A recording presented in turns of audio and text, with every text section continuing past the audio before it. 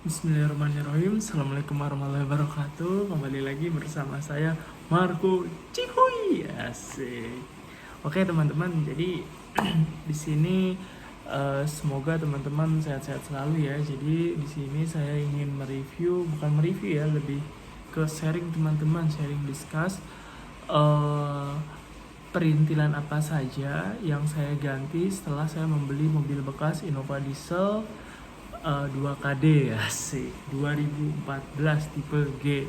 Jadi tentunya teman-teman yang namanya mobil saya kan pastikan ada ya minus-minusnya yang harus diperbaikin. Jadi waktu itu sendiri saya kan pakai inspektor mobil tuh. Jadi saya juga merinci kira-kira seberapa besar sih biaya yang akan saya ditanggung ketika saya membeli mobil ini. Nah terus si inspektor itu ngasih di situ ke saya apa aja yang harus diganti. Oh saya ingat betul tuh, dia bilang ada yang rimbas di shocknya harus diganti, terus dia juga bilang ada bodi sedikit yang pengok, lalu sisanya sih yang perintilannya harus di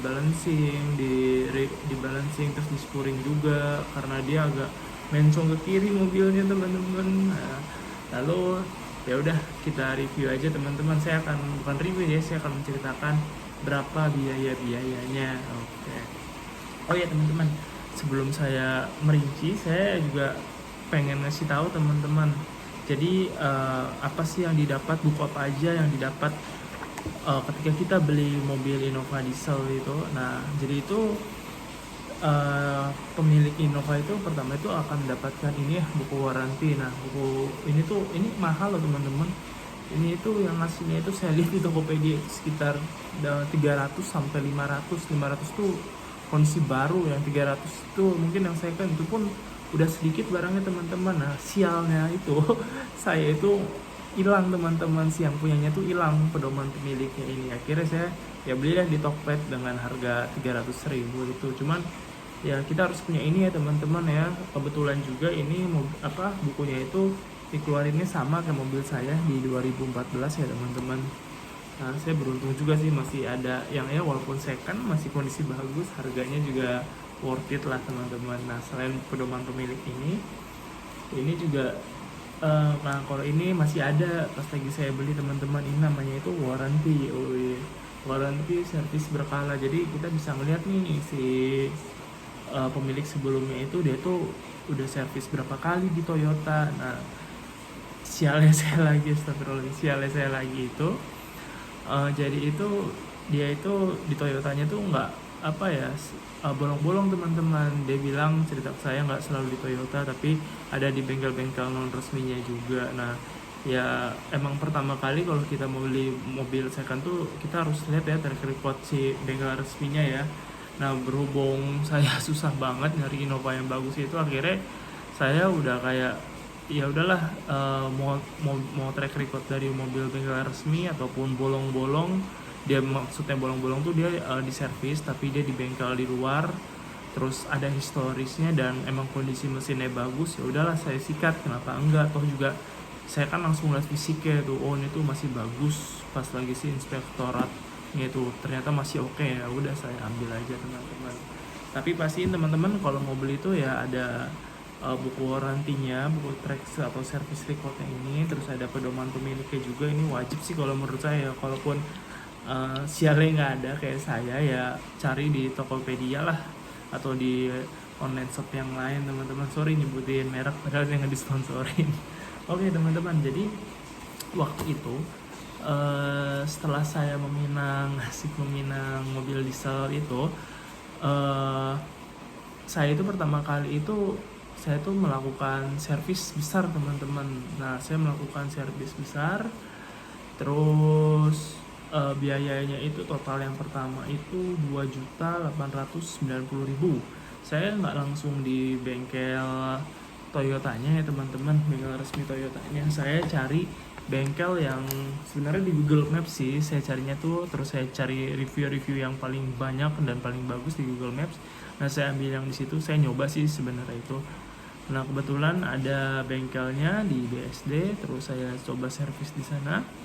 Saya itu habis 2.890.000. Dengan rincian itu saya ganti oli, terus oli filter olinya juga saya ganti, terus filter solarnya saya ganti, terus ada oli gearnya, terus oli maticnya juga saya ganti, V-beltnya teman-teman juga diganti, terus PIP L ventilasi Toyotanya juga saya ganti, lalu di purgin juga, lalu juga dikuras matic teman-teman.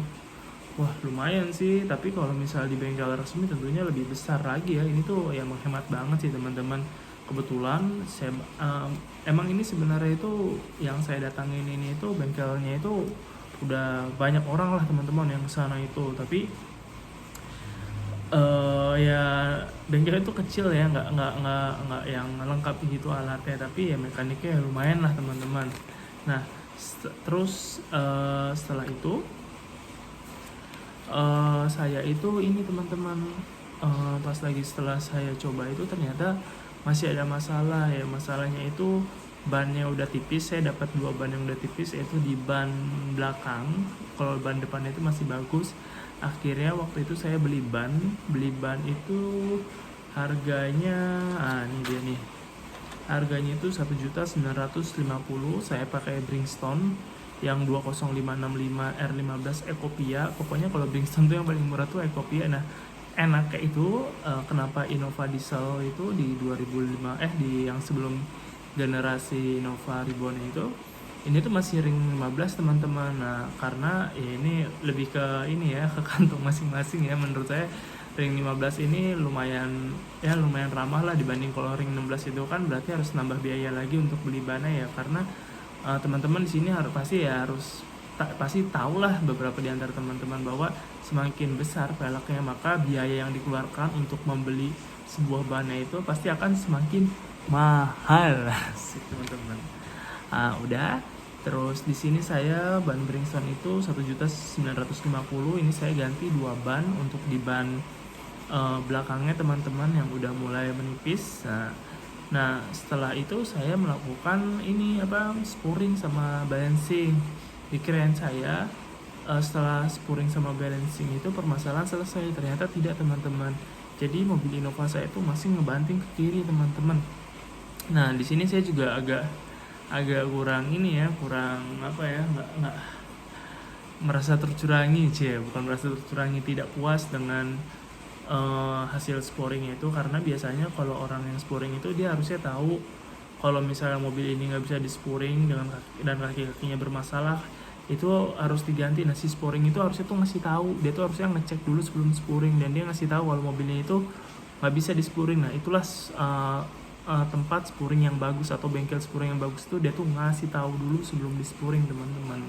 Ribet pokoknya gitulah. Ini saya ngomongnya agak ribet, maaf teman-teman. Nah terus teman-teman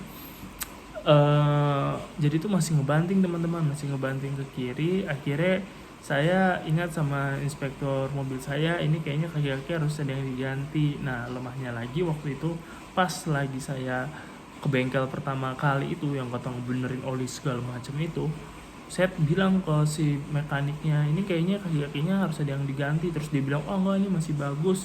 Mungkin ya karena di tempat situ nggak ada ininya teman-teman, alat spuring sama balancing itu nggak ada, jadi dia cuman ya masih bagus, masih normal. Padahal teman-teman pas lagi saya kedua kalinya ke sana sejak yang saya ganti ban itu masih belok ke kiri, terus saya balik lagi ke si bengkel itu, wah dia baru ngasih tahu, oh iya nih ternyata ini banyak yang harus diganti teman-teman. Nah inilah kesalahan saya dimulai teman-teman. Jadi seharusnya ketika saya tahu bahwa ban saya belok ke kiri itu atau merong ke kiri, saya itu harusnya tuh ke tempat yang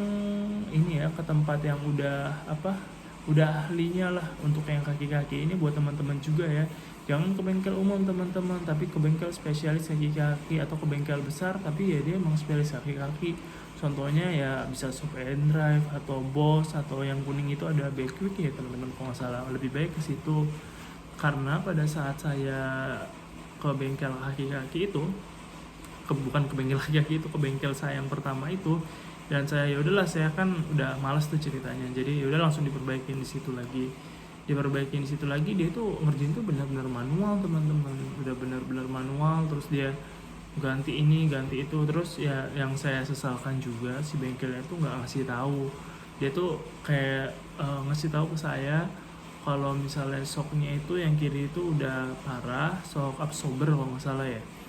Terus dia nyaranin untuk ganti dengan merek Tokicho, katanya lebih kuat katanya itu dibanding yang bawaannya KYB kalau nggak salah ya, bawaan Toyota itu dibanding bawaannya. Nah terus harganya emang lebih mahal dikit, saya ingat itu 1,3 juta Tokicho itu, sedangkan kalau bawaan standar pabriknya itu 800.000 teman-teman.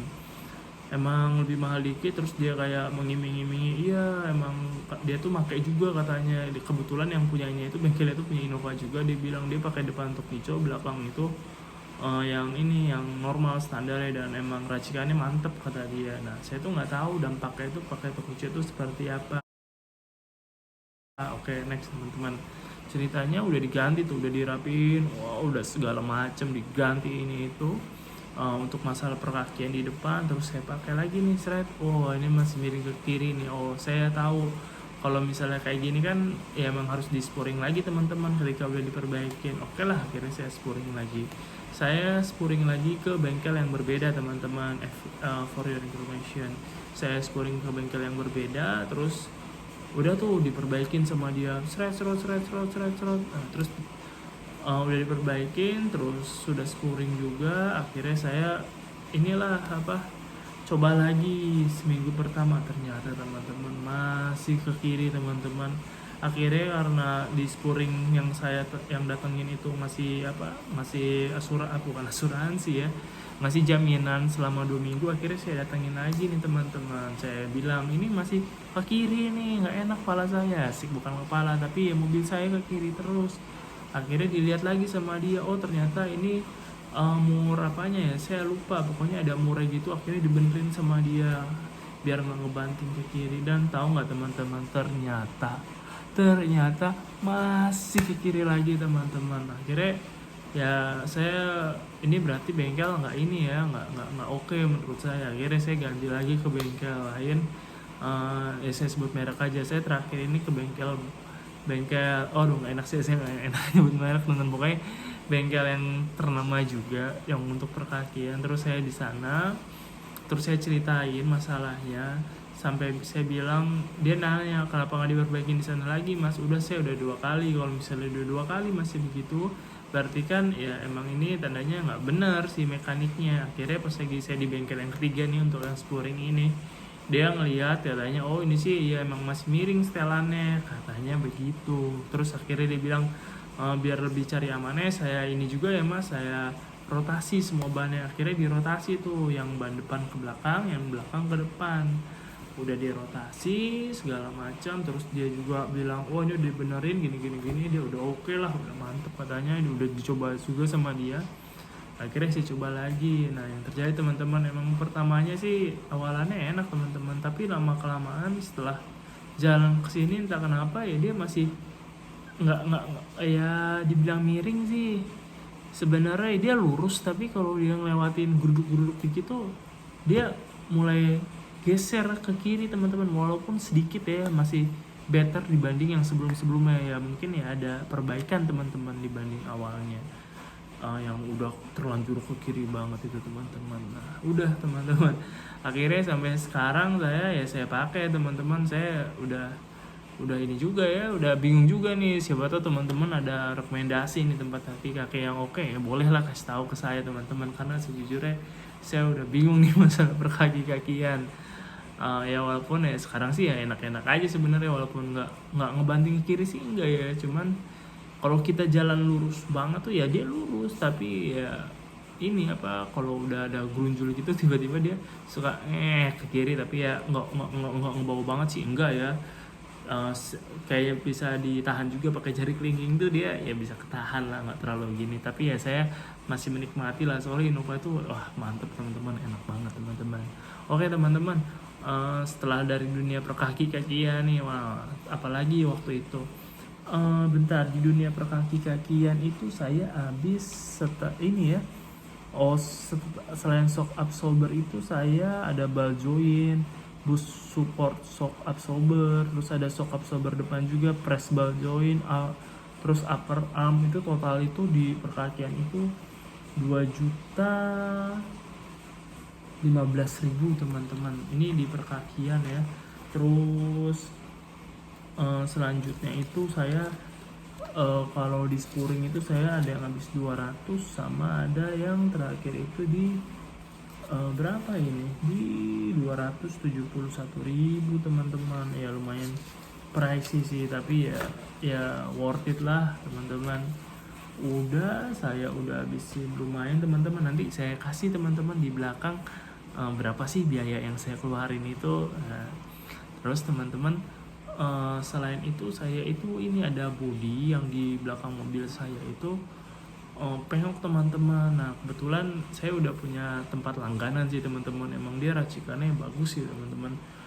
Saya itu kena murah teman-teman, emang ya murah lah lumayan, 300.000 teman-teman. Nah itu jadinya udah mantep lagi. Terus apalagi lampu teman-teman. Nah itu yang bodi sama lampu itu pecah yang di belakang itu. Untuk lampunya sendiri saya dapat copotan, tapi ya masih worth it lah teman-teman. Nggak usah yang baru-baru lah, yang baru harganya mahal ya teman-teman. Saya yang copotan juga masih oke. Saya kena di angka ini 400 teman-teman untuk si lampu belakangnya itu, si kacanya itu 400.000. Terus kebetulan setelah sebulan saya pakai mobil itu dia malah bohlamnya mati, layang merahnya itu. Nah saya cari di Tokopedia itu 15.000 kalau nggak salah, dan saya masang sendiri waktu itu teman-teman. Oke teman-teman, kira-kira itu sih rinciannya itu. Oh iya teman-teman, saya juga pengen cerita nih sedikit teman-teman masalah oli teman-teman. Nasi kenapa ya, jadi waktu itu saya bingung juga nih pakai oli apa, karena saya kan orang awam nih teman-teman. Terus si orang itu bilang udah pakai salah satu merek aja mobil. Saya pakai mobil Delvac waktu itu.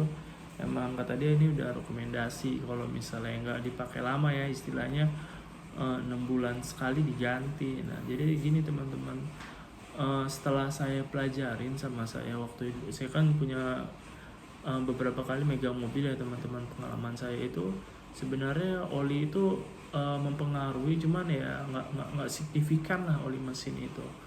Yang terpenting itu untuk merawat mesin itu kita tuh harus melakukan oli itu secara berkala teman-teman. Intinya secara berkala, di setahun itu ya 2 kali lah setiap semester teman-teman. Itu wajib sih, baik dari segi odometernya dulu, misal odometer yang terlebih dahulu, ataupun dari segi bulannya itu mesti wajib sih kalau oli ya teman-teman. Karena ketika olinya itu diganti ya otomatis itu perawatannya itu ya bagus teman-teman. Jadi nggak terlalu signifikan lah mau oli yang mahal ataupun enggak gitu teman-teman. Nah terus ada juga nih ribut-ribut biasanya itu oli yang sayanya berapa sih yang bagus itu untuk mobil diesel itu. Nah jadi teman-teman, sebenarnya itu direkomendasikan itu udah ada ya teman-teman di buku pedoman pemiliknya itu ya teman-teman. Jadi kalau dari Toyotanya sendiri itu tergantung teman-teman tinggal di wilayah mana. Kalau teman-teman tinggal di wilayah dingin ya otomatis pakai sayanya yang 0 sampai 30 mungkin, biar kedinginan, biar ketika dingin itu ya masih bisa di starter mobilnya. Tapi kalau teman-teman yang berada di tempat yang panas ya mungkin bisa 15-40 teman-teman. Kayak saya sendiri kebetulan saya tinggal di sekitaran Jabodetabek, saya pakai Delvac yang 15-30 teman-teman. 15-30. Nah terus suka ada yang nanya nih, mineral base atau full sintetik atau semi sintetik teman-teman. Nah jadi gini teman-teman, untuk mobil yang lama itu kecenderungannya itu bukan harus pakai, tapi direkomendasikan pakai yang sayanya itu yang tinggi teman-teman. Jadi yang kental, yang 15-40. Kenapa? Karena emang si mesinnya itu udah berumur ya teman-teman. Biasanya kalau mesin udah berumur itu dia itu suka mulai ada yang rembes atau gitu-gitu. Nah ternyata itu salah satu alasannya itu yaitu si kental itu, karena ketika si olinya kental itu kemungkinan untuk ngerembesnya itu lebih sedikit ya teman-teman ya, karena mungkin karet-karetnya udah pada jelek kayak di dalam mesinnya itu. Nah itu jadi kemungkinan rusak itu lebih kecil teman-teman dibanding kita pakai oli yang sayanya itu kecil-kecil teman-teman. Biasanya sih kalau oli yang sayanya kecil itu cenderung lebih mahal ya teman-teman. Jadi ya kita pakai yang normal-normal aja lah. Kita beli Innova diesel yang second ya, otomatis ya budgetnya juga yang nggak perlu mahal-mahal kan teman-teman ya. Yang kita cari kan sebenarnya murahnya itu ya teman-teman ya.